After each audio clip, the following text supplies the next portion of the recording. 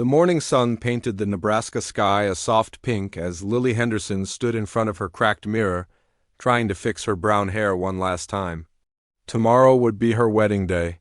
She should have been happy, but something cold twisted in her stomach every time she thought about walking down that dusty church aisle. Her father knocked on the thin wooden door. "Lily, come help me with these accounts. Edmund will be here soon to discuss the final arrangements." Lily smoothed down her only good dress, the blue one with tiny flowers that she'd sewn herself. At 19, she'd become quite skilled with a needle, which was lucky since her family couldn't afford store-bought clothes. The Henderson farm had seen better days. 3 years of bad crops and her mother's long illness before she passed had left them drowning in debt. Edmund Blackwood was supposed to be their salvation. He owned the largest cattle ranch in 3 counties, with a big house that had glass windows and a real wood floor. When he'd asked for her hand in marriage, Lily's father had nearly cried with relief. "You'll never want for anything," her father had promised. "Edmund can give you a life I never could." But Edmund's pale blue eyes always made Lily feel like a horse being examined at market. He was 35, tall and well-dressed, with neat brown hair and soft hands that had never known hard work. When he smiled, it never reached his eyes. Still, Lily told herself she was being foolish. Love was a luxury poor girls couldn't afford. She found her father hunched over his ledger book at their rickety kitchen table, his gray hair wild from running his hands through it. Thomas Henderson had aged 10 years in the past too. The lines around his eyes had deepened, and his shoulders stayed permanently bent as if carrying an invisible weight. "The wheat payments are due next week," he muttered, not looking up. "And the bank wants their money by month's end?" Lily poured herself coffee from the pot that had been brewing since dawn. It was weak, but it was warm. "Maybe Edmund can help with—" "No." Her father's voice was sharp. "A man doesn't want to start marriage by paying his wife's family's debts. We'll manage somehow." Through the window, Lily watched a fancy black carriage roll up their dirt path. Edmund had arrived, right on time as always. Everything about him was precise and calculated. She'd never seen him laugh or get excited about anything.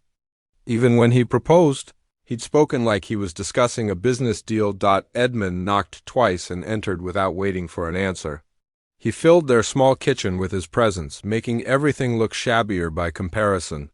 His dark suit probably cost more than her family spent on food in 6 months. "Good morning, Thomas, Lily." He nodded at each of them like a king greeting servants. "I trust you're ready for tomorrow's ceremony?"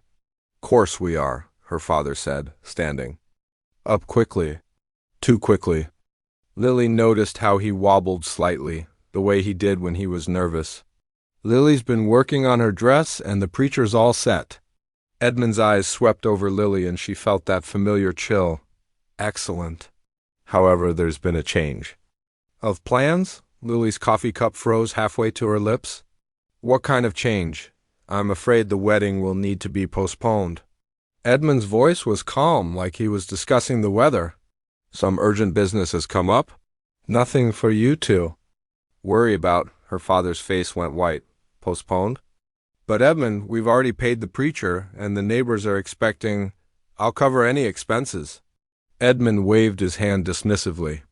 "The thing is, I need to travel east for a few weeks, maybe a month. Business opportunities that can't wait." Lily felt relief flood through her, followed immediately by guilt. She should be disappointed about delaying her wedding, shouldn't she? "Well, I suppose another month won't matter much." Something flickered across Edmund's face, too quick for her to read.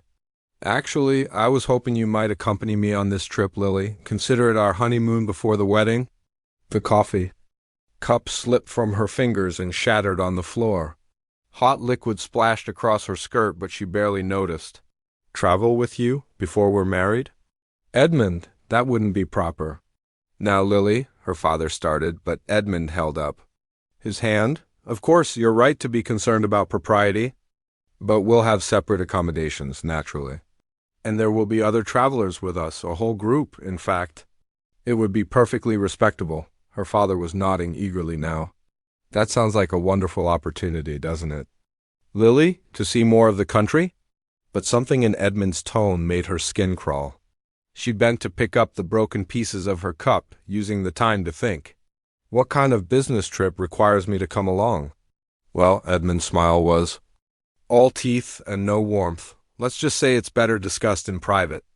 Thomas, might I have a word with your daughter alone?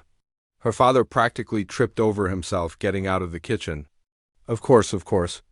I'll just be ... outside checking on the chickens. Once they were alone, Edmund's entire demeanor changed. The polite mask slipped away, replaced by something cold and calculating. He sat down across from her, leaning forward like they were old friends sharing secrets. Let me be honest with you, Lily. I'm in a bit of trouble. Her heart started beating faster. What kind of trouble? The gambling kind. He said it casually, like he was mentioning he'd caught a cold. I owe some rather dangerous men in Omaha. Quite a lot of money, more than I have readily available. Lily stared at him. How much money? Enough that they've made it clear what will happen if I don't pay soon. Edmund examined his fingernails. These aren't the kind of men who accept. IOUs, the room seemed to spin around her, but you're rich. Everyone says you're the wealthiest man in the county. Land rich, cash poor, as they say. My assets are tied up in cattle and property. Not very helpful when men with guns want immediate payment. Lily stood up abruptly, pacing to the window. Outside, her father was indeed checking on their scrawny. Chickens, probably trying to look busy while staying close enough to eavesdrop. So what does this have to do with me? With our wedding? Well, that's where things get interesting. Edmund's voice took on an almost pleasant tone. It turns out there's a market for young, attractive women out west, particularly ones with your ... skills. She turned to face him, confused. My skills? Sewing, cooking, reading, and writing. Domestic skills are highly valued in frontier towns, where women are scarce. Men pay good money for wives, especially ones who can contribute to their businesses. The blood drained from her face as understanding dawned. You want to sell me. Such an ugly word. Edmund stood up, smoothing down his jacket. Think of it as finding you alternative employment. You'll have a home, food, protection, and I'll have the money to keep us both alive. Lily backed against the wall, her mind reeling. You're insane. I won't do it. I'll tell my father. Your father already knows. The words hit her like a physical blow. What? Did you think I'd make such arrangements without his consent? Thomas and I have already worked out the details. He'll receive enough money to save the farm and pay off all his debts. In return, he's agreed to sign over your guardianship to my associates. Lily's legs gave out, and she slumped against the wall. He wouldn't. My father wouldn't sell his own daughter. Desperate men do desperate things, my dear. Your father sees it as saving the family. One sacrifice to ensure everyone else's survival. Edmund walked to the window and waved at her father, who waved back cheerfully. He's convinced. Himself, you'll be better off with a husband out west than starving here in Nebraska. But you said we'd travel together. You said I lied. His casual admission cut through her like a knife. You'll be traveling with my business partners. Rough men, I'll admit, but they know the territory. They'll deliver you safely to your new ... situation. Lily felt sick. The room was spinning, and she couldn't catch her breath. When? This afternoon. They're camped about a mile south, waiting for my signal. This afternoon? Her voice came out as a whisper. But the wedding is tomorrow. People are expecting. People will understand that young love couldn't wait. Edmund straightened his tie in the reflection of their window. I'll spread word that we eloped and headed east for our honeymoon. By the time anyone realizes you're not coming back, you'll be far beyond their reach. Lily closed her eyes, trying to think. There had to be a way out of this nightmare. How much do you owe these men? More than your father's farm is worth. More than most people see in a lifetime. Take the farm then. Take everything we have. Edmund shook his head. Already considered that option. Your father's property is mortgaged to the hilt. Even if I could sell it immediately, it wouldn't cover half my debts, then run away, disappear, leave the country. And spend the rest of my life looking over my shoulder? Edmund laughed, but there was no humor in it. No, thank you. This way, everyone gets what they need. Your father keeps his farm, I keep my life, and you get a new start somewhere. Else, Lily opened her eyes and looked at this man she'd agreed to marry, really looked at him. His clothes were expensive, but she noticed now how his hands shook slightly. His face was pale despite his confident words, and there were dark circles. Under his eyes, he was terrified, she realized. Terrified enough to sell another human being to save himself. The rope around Lily's wrists had rubbed her skin raw, and every bump in the trail sent sharp pain through her shoulders. She'd been sitting in the back of this creaking wagon for 3 days now, watching the Nebraska landscape grow wilder and more desolate with each passing mile. The 3 men Edmund had handed her over to weren't much for conversation. The leader, a bearded man they called Black Pete, rode alongside the wagon most of the time, his dark eyes constantly scanning the horizon. The driver, a thin man named Rusty with missing teeth, hummed old songs under his breath and spit tobacco. Juice over the side every few minutes? The third man, young and nervous-looking, rode behind them with his hand always resting on his gun. On the first day, Lily had tried talking to them, pleading with them to let her go. She'd promised them money, begged them to think about their own mothers and sisters. Black Pete had just laughed and told her to save her breath. By the second day, she'd stopped trying and started watching instead. She noticed that Rusty always checked the wagon wheels at their evening stops, running his hands along the spokes and muttering to himself. The young one, who the others called Kid, jumped at every unexpected sound and never seemed to sleep properly. And Black Pete, despite his casual confidence, kept looking back the way they'd come, as if expecting pursuit that never materialized. On the third evening, they reached what Black Pete called their base camp. It wasn't much to look at, just a collection of patched tents and lean-to shelters tucked into a canyon where a thin stream provided water. But Lily counted at least a dozen more men lounging around cook fires, cleaning weapons or playing cards on a blanket spread between 2 rocks. "Well, well," called out a red-haired man as their wagon rolled into camp. "Pete's back with his cargo." Several men gathered around as Black Pete climbed down from his horse. They looked at Lily with the same calculating stare she'd seen in Edmund's eyes, and she pulled her thin shawl tighter around her shoulders. "She's prettier than you said," commented an older man with a gray beard and a scar running down his left cheek. "Should fetch a good price at Fort Laramie." "That's the plan, Black," Pete replied, untying Lily's bonds. But first, we rest here for a couple weeks. Let things cool down back east, make sure nobody's following our trail." Lily's legs nearly gave out when she tried to stand. 3 days of sitting had left her stiff and shaky, but she forced herself to walk steadily as Black Pete guided her toward a small tent at the edge of camp. "This is where you'll stay," he said, pushing aside the tent flap. "Don't get any ideas about running. We're 20 miles from the nearest settlement, and the land between here and there will kill you faster than we will." Inside the tent, Lily found a blanket, a water bucket, and a woman sitting cross-legged on the ground, stirring something in a small pot over a tiny fire. The woman looked up as Lily entered, her dark eyes taking in every detail. She appeared to be in her 30s, with black hair braided down her back and brown skin that spoke of mixed heritage. Her clothes were simple but clean, and there was something calm and steady about her presence that made Lily feel slightly less panicked. "You must be the new girl," the woman said in accented English. "I'm Isabella, but everyone here calls me Bella. I cook for these fools and patch up their wounds when they're stupid enough to get shot." Lily sank down on the blanket, finally allowing herself to show how exhausted and scared she really was. "I'm Lily, though I suppose it doesn't matter much what my name is anymore." Bella studied her for a long moment, then ladled some stew into a wooden bowl and handed it to her. "It matters. Never let them make you think it doesn't matter." The stew was mostly beans and a little bit of rabbit, but it was the first hot meal Lily had eaten since leaving home. As she ate, Bella talked quietly, explaining the camp's routine and the men who ran it. "Black Pete's the leader, but he's not the worst of them," Bella said. keeping her voice low. "He's got rules about how his men treat prisoners. The one you really need to watch out for is Scarface, the older man with the gray beard. He thinks Pete's rules don't apply to him." "How long have you been here?" Lily asked. Bella was quiet. For so long that Lily thought she wouldn't answer. Finally she said, 2 years. I was in a situation similar to yours once.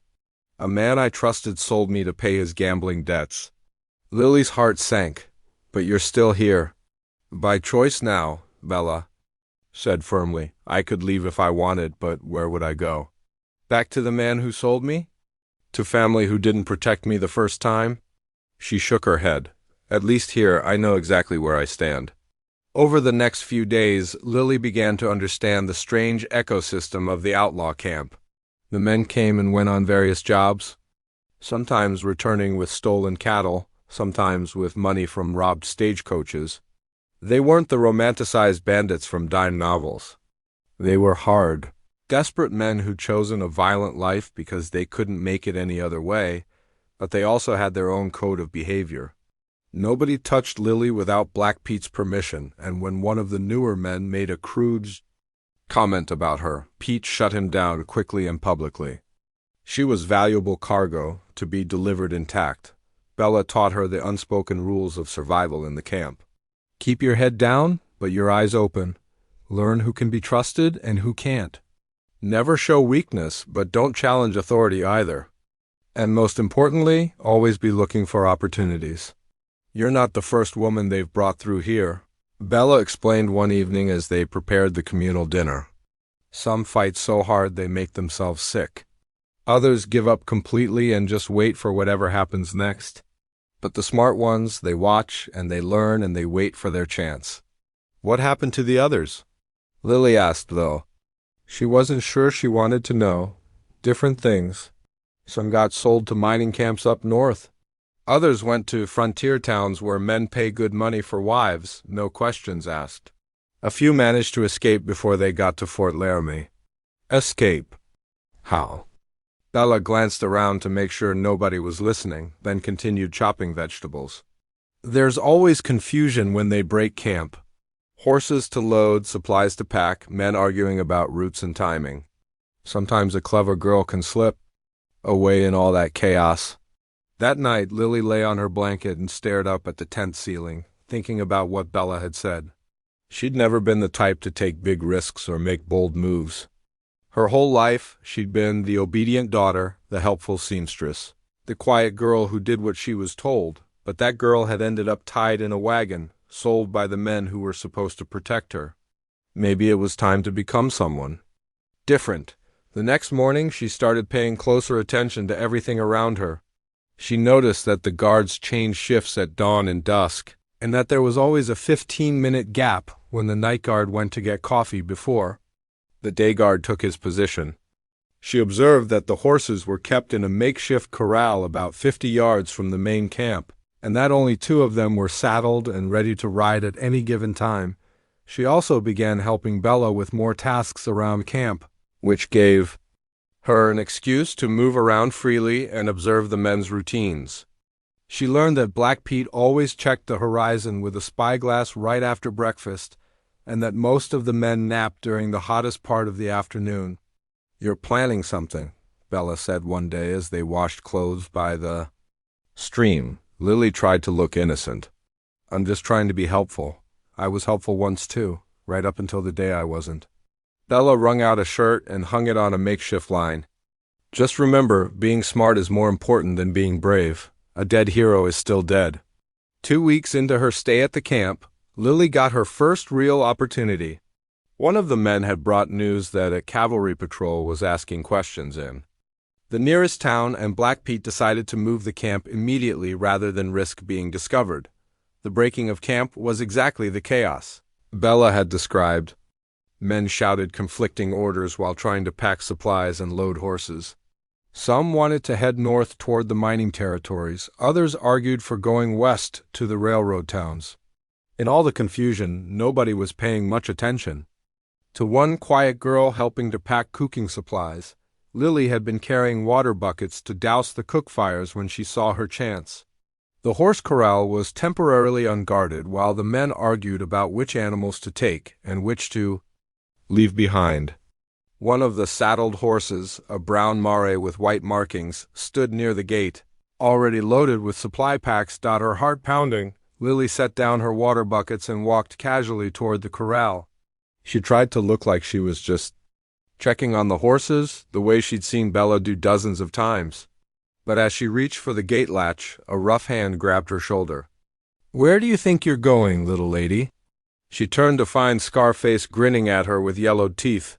His grip on her shoulder was tight enough to bruise, and his breath smelled like whiskey and rotted meat. I was just... The horses looked thirsty. You thought you'd take a little ride, maybe?" His laugh was harsh and cold. "Pete, you might want to see this." Within seconds, the entire camp was staring at her. Black Pete pushed. The morning sun was barely showing when Black Pete cut Lily loose from the tree. Her shoulders ached from being tied up all night, and her mouth felt like sandpaper. But she was alive, and that was more than she'd expected when the coyotes started, howling in the darkness. "I hope you learned something from that," Pete said, not unkindly. "We're moving out in an hour. Try anything stupid again, and next time I'll let Scarface deal with you his way." Lily nodded, not trusting herself to speak. She could see Bella watching from across camp, concern written on her weathered face. The older woman brought her water and a piece of hard bread, whispering quickly while the men loaded their horses. "They're heading to Fort Laramie today," Bella said. "This is your last chance before they sell you, but be careful. The land between here and civilization will kill you if you're not prepared." "What about you?" Lily asked. "Why don't you come?" "With me?" Bella shook her head sadly. "This is my life now." "But you're young, and you still have hope. Don't waste it." The journey to Fort Laramie would take 3 days, Black Pete announced. They'd follow the North Platte River most of the way, camping rough and moving fast. Lily found herself back in the familiar wagon, her hands tied but not as tightly as before. Maybe Pete was getting careless, or maybe he figured one failed escape attempt had taught her not to try again. He was wrong. The first day passed without incident. They traveled through rolling hills covered in tall grass, following old buffalo paths that were easier on the wagon wheels. Lily watched everything, memorizing landmarks and noting which direction they were traveling. The river was always to their left, winding through the landscape like a silver snake. On the second day they reached rougher country. The hills gave way to rocky canyons and scattered pine trees. The wagon jolted constantly over loose stones, and more than once they had to stop to clear fallen rocks from their path. During one of these stops, Lily noticed that her ropes had loosened from all the bouncing around. She didn't try to escape right away. Instead, she waited and watched for the perfect moment. It came near sunset on the second day when they stopped to water the horses at a place where the river ran through a narrow gorge. The men were distracted, arguing about whether to make camp there or push on for another hour. In the confusion, nobody was watching Lily carefully. She slipped her hands free of the loose ropes and quietly climbed out of the wagon on the side away from the men. The rocky ground made it easy to move silently. She crept along the edge of the gorge until she found a narrow path leading down to the water. Without looking back, she half climbed, half slid down the steep slope and into the river. The water was shockingly cold and deeper than it looked. For a terrifying moment, the current grabbed her and pulled her downstream. But Lily had learned to swim in the creek behind her family's farm, and after a few panicked seconds, she found her rhythm and started swimming hard for the opposite bank. She could hear shouting from above as the men discovered her escape, but she didn't look back. All her focus was on reaching the far side of the river before they could get their horses down to the water. The current was stronger than she'd expected, and by the time she dragged herself onto the rocky shore, she was 100 yards downstream from where she'd started. Her dress was soaked and heavy, and she was already shivering in the evening air. But she was free. Behind her, she could hear Black Pete shouting orders. They'd have to ride nearly a mile upstream to find a place where their horses could cross safely. That gave her maybe 30 minutes to put distance between herself and her captors, Lily. wrung what water she could from her dress, and started running. The terrain on this side of the river was even rougher, full of jagged rocks and steep gullies that twisted in every direction. She had no idea where she was going, but anywhere was better than Fort Laramie. For 3 days, she wandered through the wilderness like a ghost. She followed game trails when she could find them, drinking from small streams and eating whatever berries and roots looked familiar from her childhood. Her dress was torn in a dozen places, her hands were cut and bleeding from climbing over rocks, and she'd lost so much weight that her clothes hung loose on her frame. On the 3rd day, weakness finally overcame her.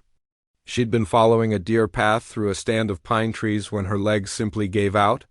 She crawled to a small clearing where the morning sun provided some warmth and collapsed in the tall grass. Too exhausted to go any further, that's where they found her. Lily woke to the sound of voices speaking in a language she didn't recognize. Her first thought was that Black Pete had somehow tracked her down, but these voices were different. Deeper, with unfamiliar rhythms and sounds, she opened her eyes slowly and found herself looking up at 3 Native American men on horseback. They wore buckskin clothing and had their long black hair braided with feathers and beads. Each man carried a bow and a quiver of arrows, and their faces were painted with red and yellow designs she didn't understand. Everything she'd ever heard about Indians came flooding back to her. Stories of raids and scalping, of women captured and tortured, of entire families killed in their sleep. She tried to sit up, tried to run, but her body wouldn't obey her commands. One of the men dismounted and approached her slowly, his hands visible and empty. He was younger than the others, maybe in his 20s, with kind eyes and a face that didn't match the cruel savages from the stories she'd heard. When he spoke, his voice was gentle. "You hurt?" he asked in heavily accented English. Lily stared at him in shock. She'd expected war whoops and tomahawks, not quiet concern. You speak English?" "A little bit." He knelt beside her, careful to move slowly. "You sick? Hungry?" The kindness in his voice broke something loose inside her chest, and suddenly she was crying. All the fear and exhaustion and desperation of the past weeks came pouring out in great, gasping sobs. The young man didn't try to touch her or make her stop. He just waited patiently until the tears slowed down. "Bad men chase you?" he asked when she could breathe again. Lily nodded, not trusting her voice. "You safe now," he said simply. "We help." The other 2 men had dismounted as well and were discussing something in their own language. Lily caught a few hand gestures that seemed to be about her, but their expressions weren't threatening. They looked more concerned than anything else. The young man who spoke English stood up and said something to his companions. One of them nodded and rode away quickly, while the other began unpacking supplies from his horse. Within minutes they had a small fire going and were heating water in a metal pot. "My name's Strong Bear," the young man said as he helped Lily sit up properly.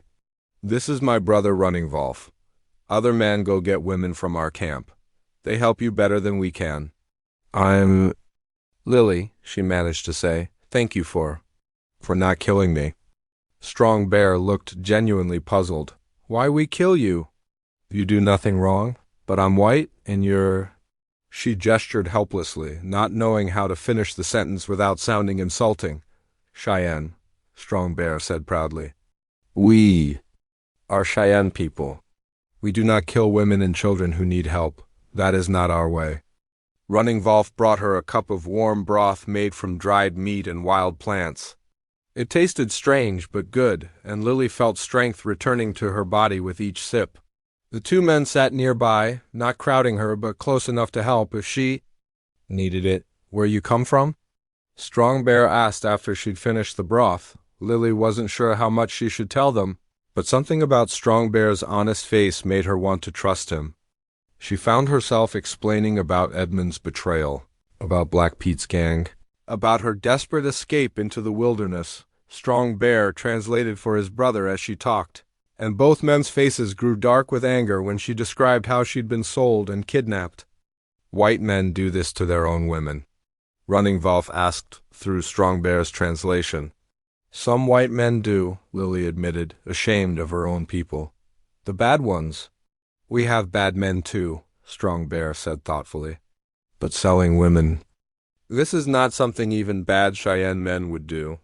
By the time the third man returned with 2 Cheyenne women, Lily was feeling almost human again.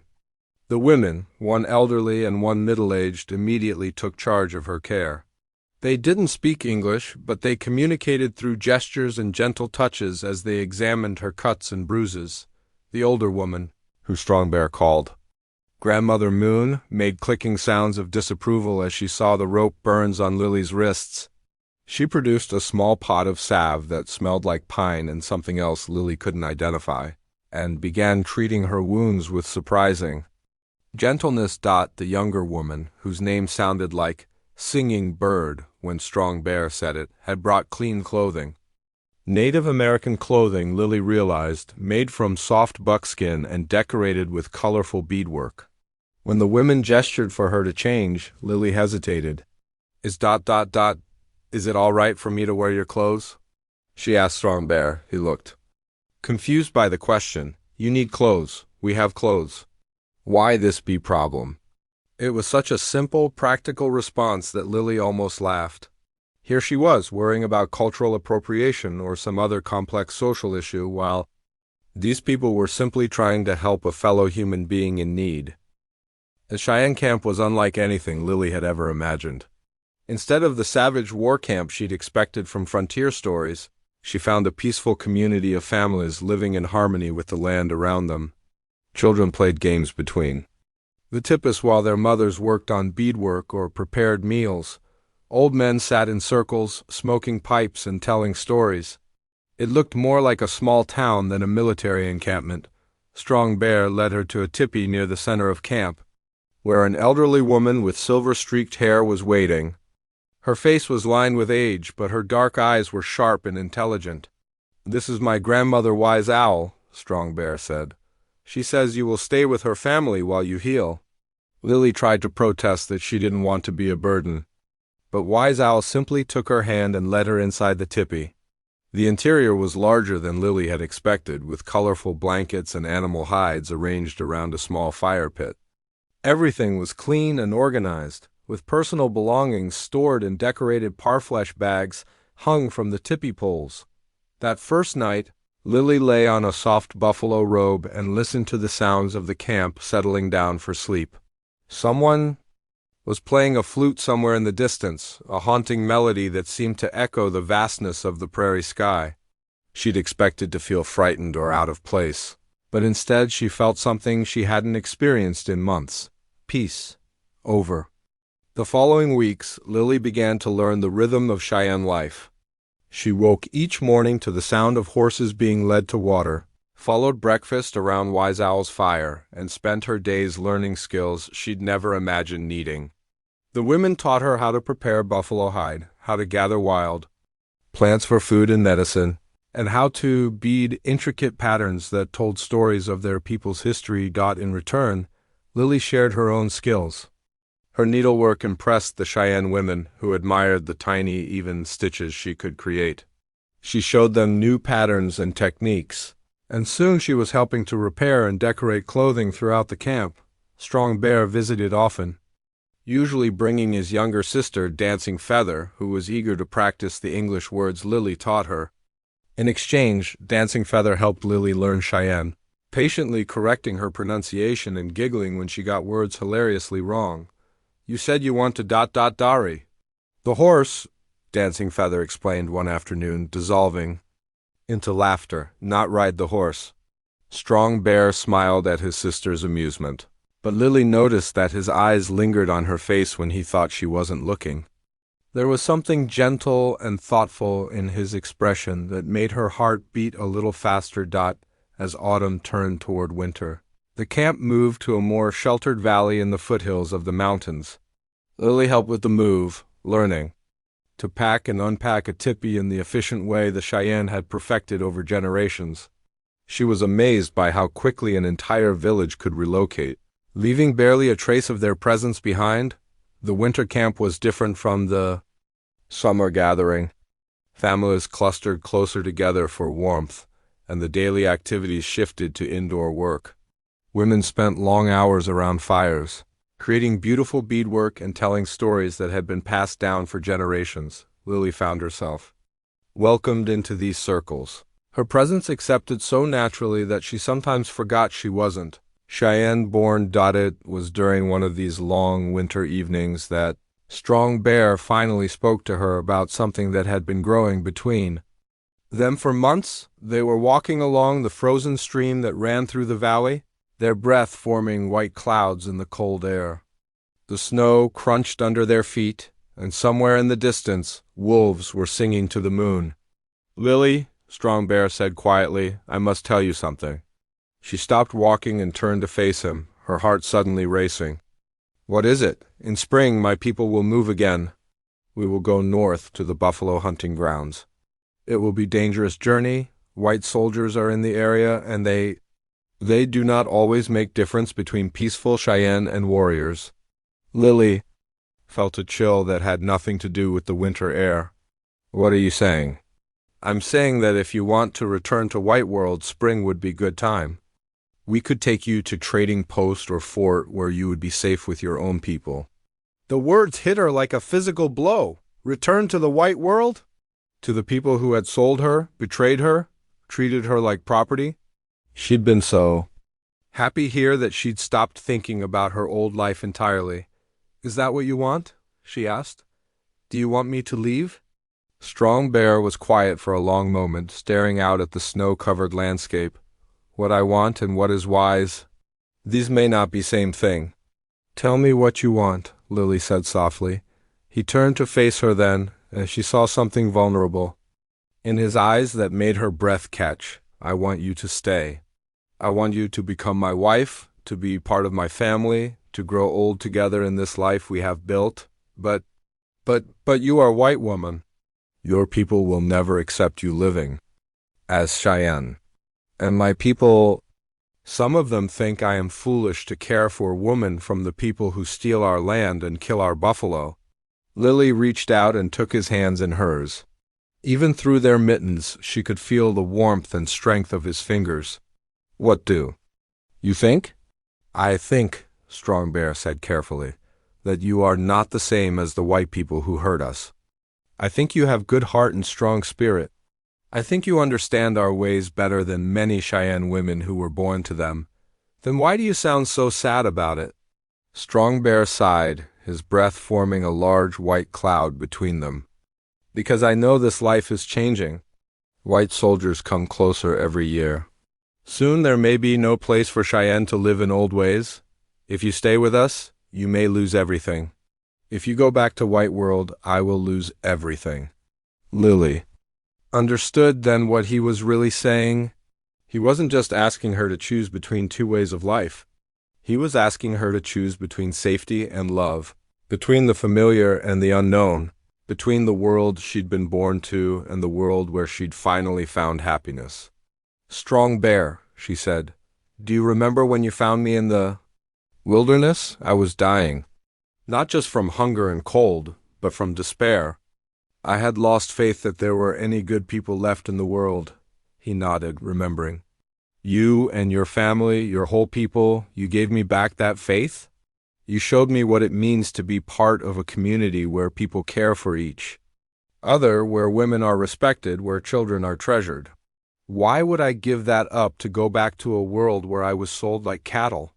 "Because it is your world," he said simply. "It is where you belong." "No," Lily said firmly. "This is where I belong? Here, with you, with people who judge me by my actions instead of the color of my skin. I've learned more about who I really am in these past months than I did in 19 years of living as a white woman." Strong Bear studied her face in the moonlight. "You are certain? Once you choose this path, it will be very difficult to change your mind." "I'm certain," she said without hesitation. "But I need to know that you're certain too. Not just about wanting me to stay, but about accepting what it means to have a white wife when tensions with my people are getting worse." "I have been thinking about this every day since we found you," Strong Bear admitted. "At first I told myself you were just a lost woman who needed help. Then I told myself you were a friend who brought new skills to our people. But the truth is, I have cared for you. From the beginning. Not because you are white or in spite of it, but because of who you are in here. He touched his chest over his heart. Some people in camp will not understand, he continued.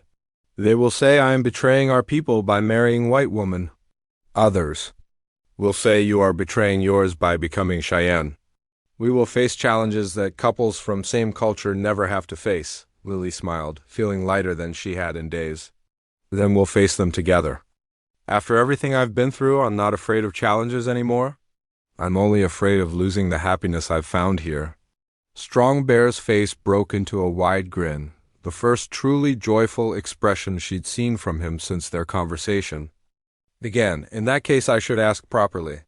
Lily Henderson, will you marry me in Cheyenne way? Will you become my wife and member of our tribe? Yes, she said without hesitation. Yes, I will. He pulled her into his arms then, holding her close. Against the winter cold. Around them the snow continued to fall, covering the world in pristine white. Somewhere in the distance, the wolves were still singing, their voices echoing off the canyon walls like a celebration. But even as Lily lost herself in the joy of the moment, she couldn't shake the feeling that their happiness was fragile. Strong Bear was right about the changing world around them. She'd heard the men talking around the fires, discussing rumors of more soldiers moving into Cheyenne territory, of new laws being passed that would force all Native Americans onto reservations. Their love might be strong enough to overcome cultural differences, but would it be strong enough to survive a war between their peoples? Only time would tell, but Lily knew one thing for certain. Whatever came next, she would face it as Strong Bear's wife and as a member of the Cheyenne people. She had finally found where she belonged, and she wasn't going to let anyone take that away from her again. Spring came early to the mountains that year, bringing with it the kind of warm winds that made everyone restless for travel. Lily had been Strong Bear's wife for 3 months now, married in a beautiful Cheyenne ceremony where she'd been welcomed into the tribe as a full member. She'd never been happier, but lately she'd noticed the men gathering more frequently around their fires, speaking in low, urgent voices. The reason became clear on a bright April morning when scouts rode into camp with troubling news. A large group of white soldiers had established a temporary fort just 2 days' ride to the east. Worse yet, they were accompanied by men the scouts recognized as bounty hunters and trackers. They are looking for someone, Running Wolf reported to the Council of Elders. The soldiers asked questions about white women living with Indians. Lily felt her blood turn to ice. She'd known this day might come, but she'd hoped it would be much later, after the memory of her disappearance had faded. Strong Bear squeezed her hand reassuringly, but she could see the worry in his dark eyes. Chief Gray Eagle, the band's elderly leader, spoke gravely. If they are looking for our sister, they will not stop until they find her. This puts everyone in danger. I'll go to them, Lily said immediately. I'll tell them I'm here by choice and that they should leave your people alone. No, Strong Bear said firmly. White soldiers do not listen to women, especially women who choose to live as Indians. They will take you by force and punish our people for keeping you. The debate continued for hours, but no good solution emerged. If Lily stayed, the soldiers might attack the camp to retrieve her. If she went to them voluntarily, they might still punish the Cheyenne for harboring a white woman. And if the band tried to move deeper into the mountains, they'd be abandoning their spring hunting grounds and risking starvation? The answer came 2 days later in the worst possible way. Lily was helping Grandmother Moon gather early spring plants when they heard horses approaching fast. A single rider burst through the trees, one of the young warriors who'd been keeping watch on the soldiers. His horse was lathered with sweat, and his face was grim. They come, he announced breathlessly. Soldiers and many other men. Maybe 50? Riders, all armed. The camp erupted into controlled chaos. Warriors grabbed their weapons while women began packing essential supplies. Children were gathered and kept close. But everyone knew there wasn't time to break camp completely before. The soldiers arrived. Lily ran to find Strong Bear, who was helping his father load rifles. This is because of me, she said. I have to do something. The only thing you have to do is stay safe. he replied, checking his ammunition. "We will handle this." But before anyone could take action, the sound of many horses filled the air. Through the trees came a column of blue-uniformed cavalry soldiers, followed by a group of rough-looking men in civilian clothes. At the head of the group rode an officer with captain's insignia, and beside him ... Lily single quotes as heart stopped. Edmund Blackwood sat on a fine black horse looking every inch the concerned gentleman. He'd clearly told the soldiers some story about rescuing his kidnapped fiancée from savage captivity. The column halted at the edge of camp, and the captain raised his hand for silence.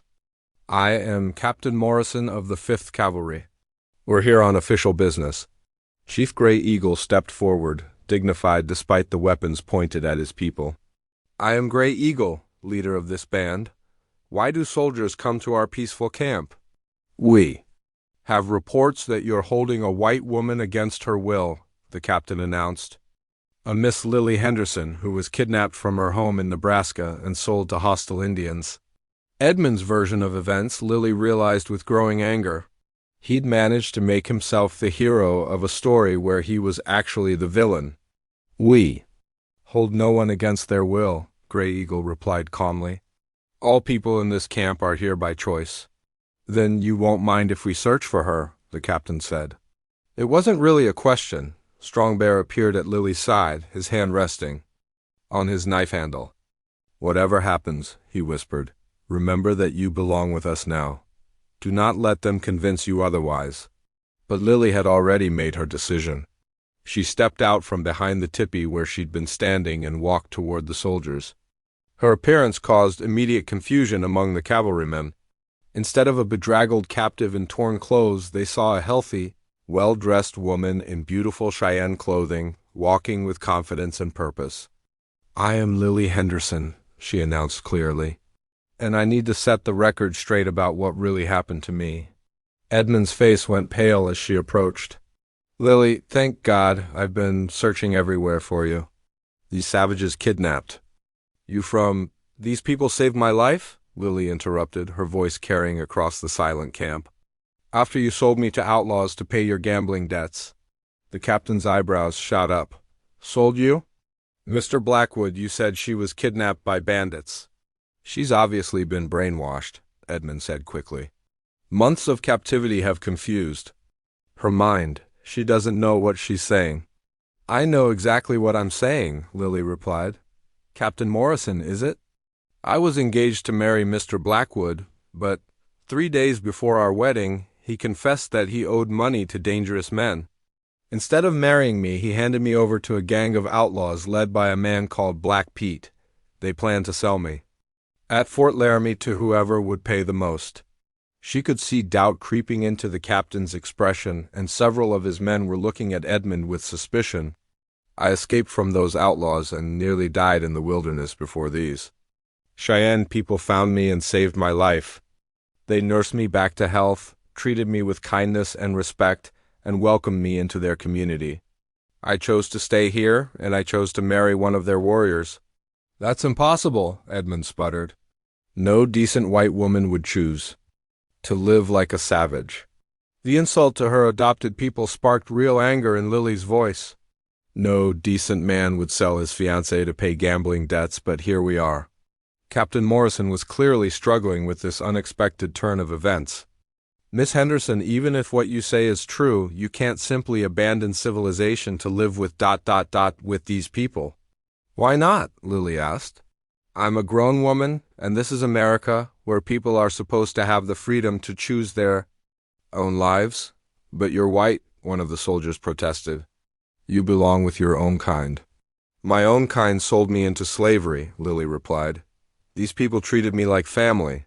Strong Bear stepped forward then, his presence commanding attention, even though he was surrounded by armed soldiers.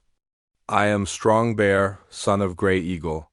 This woman is my wife, married according to our laws and her own free choice. We ask only that you respect her decision and leave our people in peace." The captain looked back and forth between Lily and Strong Bear, clearly out of his depth. This wasn't the simple rescue mission he'd been expecting. "Captain," Edmund said desperately, Surely you're not going to leave a white woman among these Indians. Think of your duty to Christian civilization. My duty, the captain replied slowly, is to protect American citizens from harm. If Miss Henderson is here by choice and is not being harmed, then I'm not sure what law is being broken. The law of decency? Edmund snapped.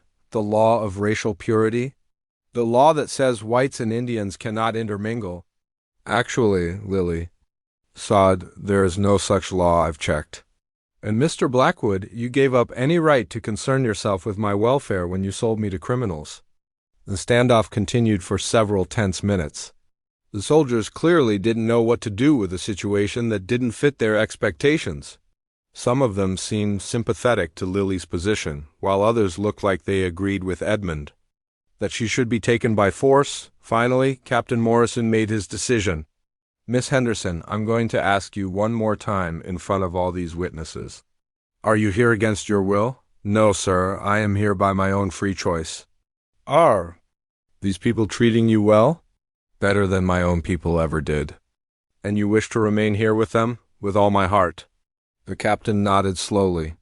Then I see no reason to interfere, Mr. Blackwood. It appears your information was incorrect.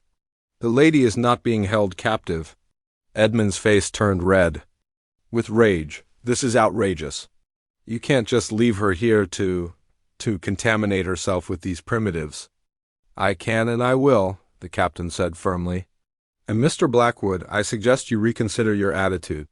If what Miss Henderson says about you selling her is true, you could face serious criminal charges. As the soldiers prepared to leave, Edmund made one last desperate attempt.